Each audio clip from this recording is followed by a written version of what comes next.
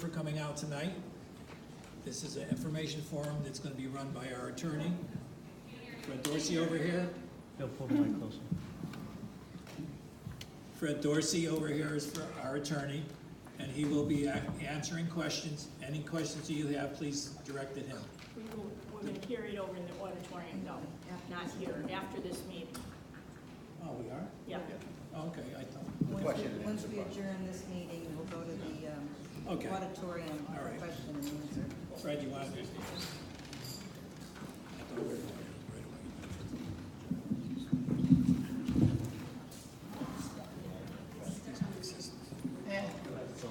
Can you guys hear me? Yeah. Okay? All right.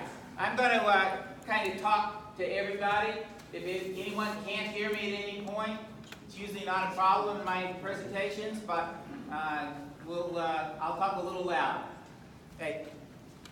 Number one, thank you all for your patience and staying out here tonight. There have been some significant developments in the litigation. That the Board of Education has filed against the city in the last 24 hours that I needed to apprise the board of in executive session. Prior to today, the Board of Education had not gotten a response from the State Department of Education with regard to issues that had been raised with the State Department of Ed regarding the funding of education in Ansonia. The city did not have on file a representative counsel for the litigation that has been filed against the city by the board. And there was a question because there are 2 payrolls left in the fiscal year for the Board of Education that occur on or about June the 18th, and a second one in the next week around June the 25th. Those payrolls, based upon the city's, in the opinion of the board, illegal action to reduce its appropriation by $600,000, is not going to have the money to cover the checks for those payrolls in this new appropriation, inappropriate appropriation number that the city has come up with. But as I said, we've had some changes. We now have an attorney that filed at 4:45 this afternoon an appearance in the litigation case. We have a response from the Connecticut Department of Education that was emailed to us at 7:14 this evening. And I just want to read this response into the record here so everyone knows where we are. This is written to Mr. Bashara, who is in the acting controller at the city, and he had written a letter to the State Department of Education asking them some questions, and this is the answer. Dear Mr. Bashara, I write to advise you of the position of the Connecticut State Department of Education concerning your question below. The Alliance District funds may be used only as detailed in the district's approved 2017-18 Alliance District Plan. Any additional funding needed to operate extended day kindergarten program beyond the funding allocated in the approved Alliance District Plan may not be taken from the Alliance District grant funds and must come from the town's education appropriation or must now be appropriated by the town. To use Alliance District funds for this purpose would be supplanting local education funding in violation of Connecticut General Statute, Section 10-262U.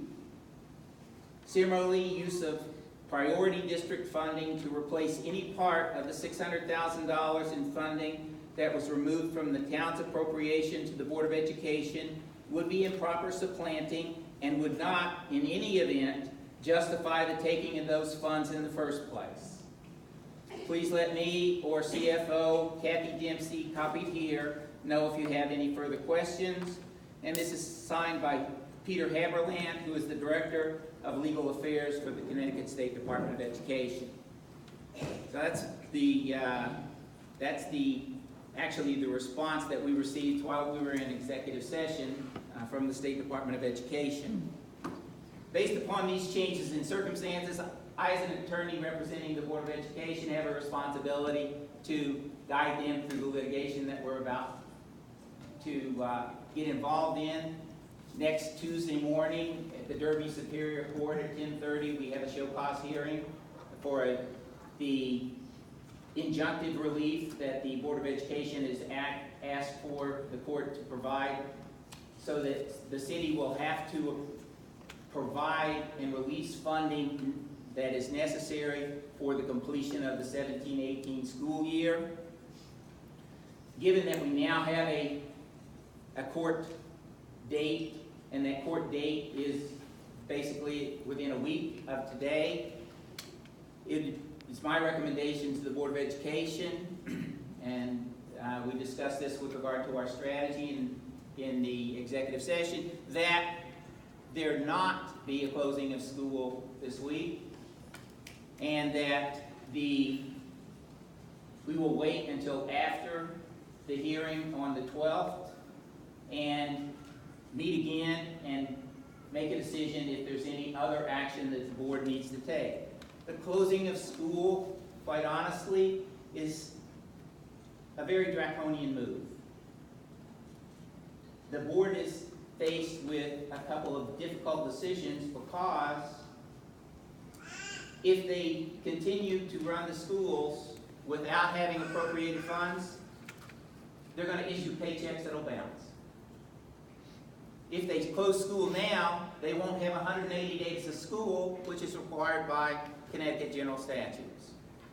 So, if you keep the schools open, the paychecks that you give out for the employees that are here to provide services to the children are not going to be able to be cashed unless the city releases the funds that they took away.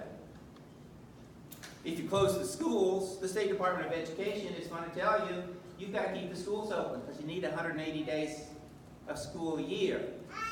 But the Board of Ed has a dilemma, because they can potentially be personally liable for overexpending their appropriation, even though that appropriation we feel is unlawful. At the current time, the city has told us the appropriated funds for the Board of Education are $600,000 less than they approved last June. So we're between a rock and a hard place. Right now, we're going to go into a delaying action. Next week, after the court hearing, we'll have more information, perhaps another meeting, and we'll decide where we go from there. So my recommendation to the board would be to authorize the superintendent to keep the schools open until at least after the hearing on June the 12th, and that the board convene again, get a report from the hearing, and decide what action should be taken at that point. Any questions from the board with regard to the recommendation? I'll make the motion to authorize the superintendent of schools to keep the schools open. I'll second that. All in favor? We have a first and a second to keep the schools open. All in favor? Aye. And we're going to reconvene after the hearing with the Superior Court in Derby. Shortly thereafter, I hope. Right? Okay. Make a motion to adjourn. Second. All those in favor of adjourning? Aye. Aye.